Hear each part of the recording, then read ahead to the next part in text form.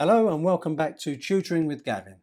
In this series of videos, I'll be showing you how to get a great grade in the GCSE English language and literature exams, which both require you to understand literary devices and how to use them effectively and imaginatively. In this video, I'll show you how to improve your grade by using and understanding the effects of the literary device that some call triplets, others call rule of three, but I usually refer to as the power of three. This can be either 3 words, phrases, or sentences. This device will provide the reader with specific imagery in a way that is memorable. Abraham Lincoln used it, of the people, by the people, for the people. Julius Caesar used it, I came, I saw, I conquered. Thomas Jefferson used it twice in the Declaration of Independence, life, liberty, and the pursuit of happiness, and our lives, our fortunes, and our sacred honour. Rhetorically, 3 is the magic number that skilled writers know how to use for emotion, emphasis, or imagery. You can use this device in narrative or descriptive fiction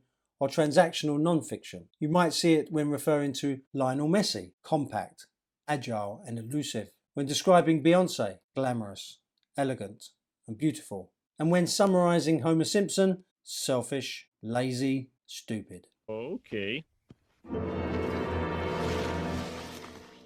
If you can sum up a character, action, situation, or event with 3 adjectives, verbs, adverbs, or nouns, it might drive home the image better than a long, rambling, forgettable paragraph. Well, I hope this was useful for your revision. Please subscribe to the channel for regular updates on other video tutorials for language and literature. Also, take a look at my Facebook page for more free resources. Until next time.